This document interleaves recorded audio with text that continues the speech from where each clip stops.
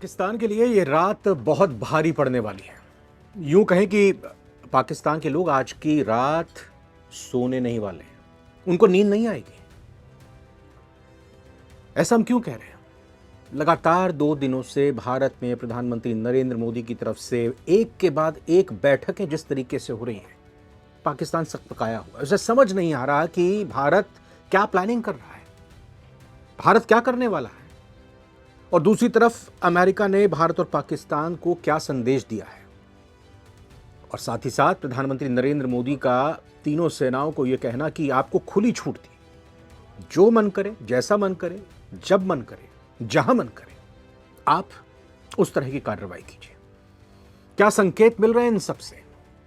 आज सारी दुनिया में इसी की बात करेंगे। नमस्कार, मैं रविंद्र सिंह आपके साथ, द भारत टाइम्स आप देख रहे हैं। जिस तरह से घातक आतंकी हमला हुआ, उसके बाद भारत के रुख से पाकिस्तान डरा हुआ है, छटपटा रहा है, सहमा हुआ है। और यही वजह है कि वहां के प्रधानमंत्री शहबाज शरीफ ने संयुक्त राष्ट्र महासचिव एंटोनियो गुटेरेस से अपील की है कि भारत को संयम बरतने की सलाह दें, उसको धैर्य रखने के लिए कहें।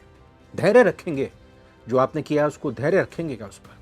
दरअसल जो हमला हुआ उसमें पाकिस्तान की भूमिका को लेकर भारत पे गुस्सा है और पाकिस्तान इसीलिए टेंशन में है कि भारत कोई सैन्य कार्रवाई कर सकता है। और पाकिस्तान के रक्षा मंत्री और विदेश मंत्री ने रात 2 बजे आकर कहा कि अगले 24 से 48 घंटे में भारत पाकिस्तान पर हमला कर सकता है, अटैक कर सकता है।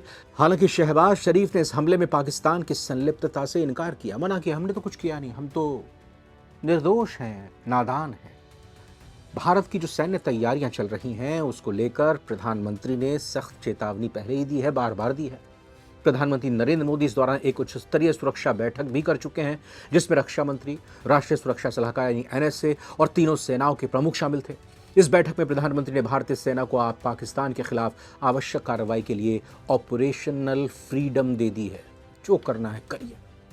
मोदी ने आतंकवाद के खिलाफ भारत की राष्ट्रीय नीति को दोहराते हुए कहा कि सेना समय, लक्ष्य और तरीका तय करने के लिए स्वतंत्र है। वहीं पाकिस्तान युद्ध टालने के लिए दुनिया भर में घूमता फिर रहा है, अपील कर रहा है। संयुक्त राष्ट्र पहुंचा, वहां महासचिव से उसने गुजारिश की। भारत और पाकिस्तान दोनों से बात की है इस दौरान महासचिव ने, यूनाइटेड नेशंस के।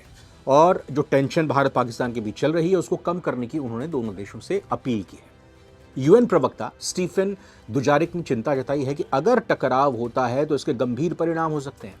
उन्होंने दोनों देशों के बीच मध्यस्थता की पेशकश भी की है।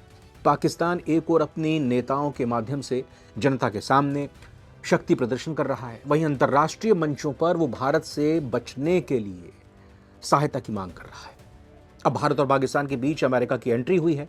अमेरिका ने भारत और पाकिस्तान दोनों से बात की है और उसका कहना है कि इस मसले को बातचीत के साथ हल करना चाहिए। अमेरिकी विदेशी विभाग की प्रवक्ता टैमी ब्रूस ने इसको लेकर रिएक्शन दिया है।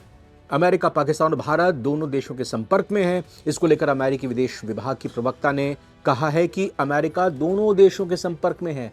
अमेरिका विदेश मंत्री ने मुझे इस बारे में एक नोट भी दिया है। उनका यह कहना है, इसलिए हम कश्मीर की स्थिति के विषय में भारत और पाकिस्तान से संपर्क कर रहे हैं। अमेरिका ने भारत पाकिस्तान से बात की है। क्या कुछ कहा है अमेरिका ने? अमेरिका ने भारत और पाकिस्तान को स्थिति पर नियंत्रण रखने के लिए कहा है।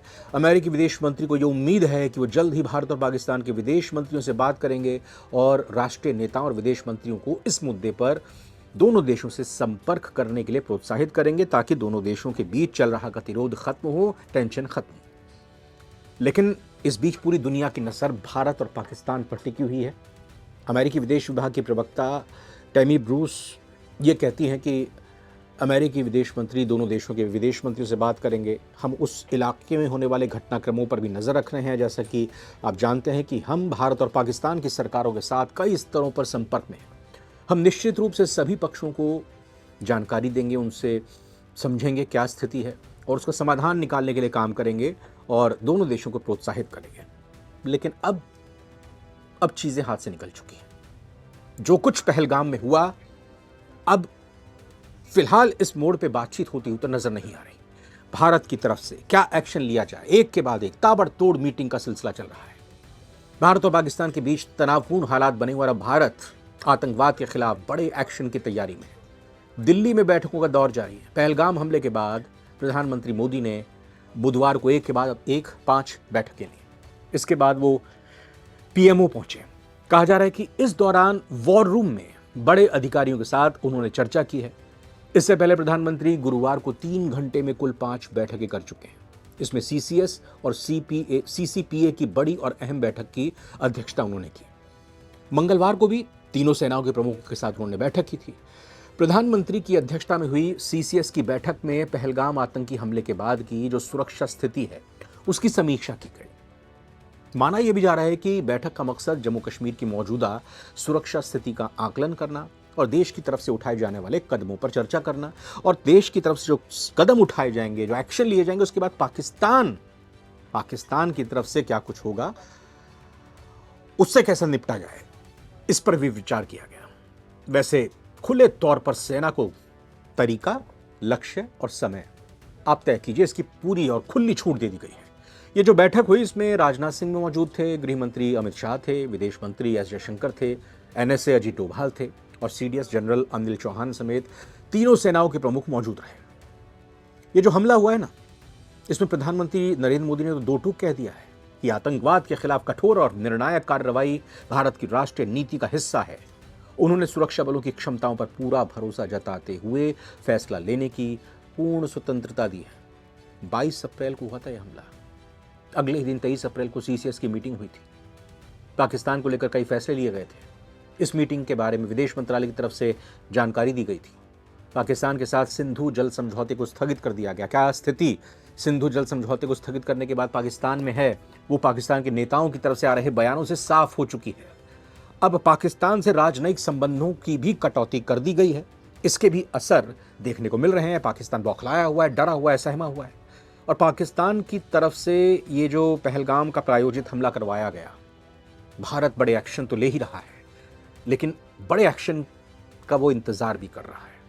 कंफ्यूज हो चुका है पाकिस्तान, डरा हुआ है पाकिस्तान, थक चुका है, समझ नहीं आ रहा। कभी कोई मीटिंग, कभी कोई मीटिंग। और मीटिंग के बाद जो कैबिनेट मीटिंग हुई, इसके बाद जब ब्रीफिंग की जाती है मंत्री अश्विनी वैष्णव की तरफ से, तो वो कहते हैं कि जातीय जनगणना कराई जाएगी, यानी कि जो सेंसस होगा वो कास्ट सेंसस भी होगा, उसमें कितनी जाति के कितने लोग हैं वो भी होगा। तो इंतजार सभी यही कर रहे थे कि क्या इस बैठक के बाद, इस प्रेस कॉन्फ्रेंस के बाद निकलकर सामने आता है भारत पाकिस्तान संबंध में। लेकिन उन्होंने जातीय जनगणना की बात की। लेकिन एक और बड़ी बैठक होने वाली है। जिस वक्त ये वीडियो हम रिकॉर्ड कर रहे हैं, आपको बता दें कि रात 8 बजे सिंधु जल समझौते के मुद्दे पर एक और बड़ी बैठक होनी है। गृह मंत्री अमित शाह और जल शक्ति मंत्री के बीच होने वाली इस बैठक में दोनों मंत्रालयों के अधिकारी मौजूद रहेंगे और सिंधु जल समझौते पर रोक के बाद, भारत सरकार के फैसले के बाद ये दूसरी बड़ी बैठक होगी। इसके तमाम आयामों पर चर्चा होगी। मंगलवार को भी बैठक का दौर चला था। 3 बैठकें हुई थी। पहली बैठक पैरामिलिट्री चीफ की रही। इसके बाद दूसरी मीटिंग पीएम आवास पर प्रधानमंत्री मोदी की अध्यक्षता में हुई, जिसमें तीनों सेनाओं के प्रमुख और रक्षा मंत्री शामिल हुए।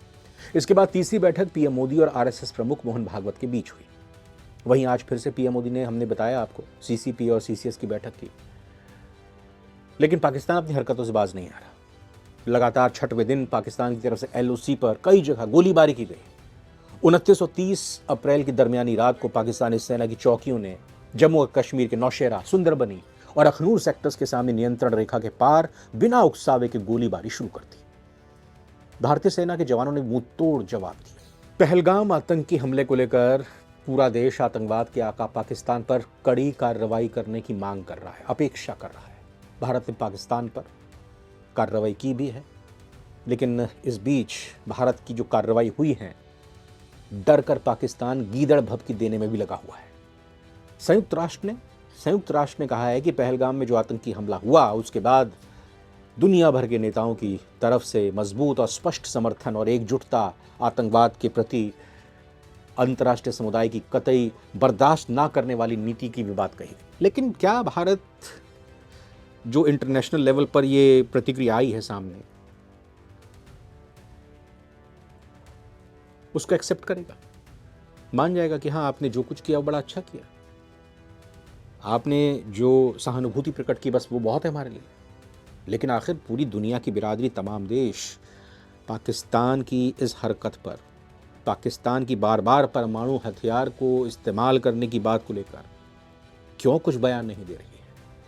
क्यों वो ये नहीं कह रही है कि आप फाइनल अटैक पाकिस्तान के ऊपर करो, हम आपके साथ हैं?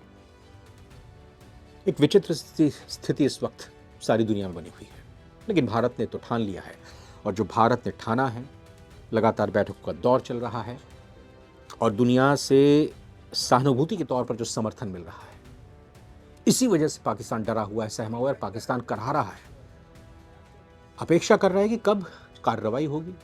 लेकिन भारत सरप्राइजिंगली उसके ऊपर कार्रवाई करेगा, क्योंकि जैसा दिखता है ना, वैसा होता नहीं है। थोड़ा इंतजार कीजिए, सब्र का फल मीठा होता है। नवभारत टाइम्स की आज की इस रिपोर्ट में फिलहाल इतना ही।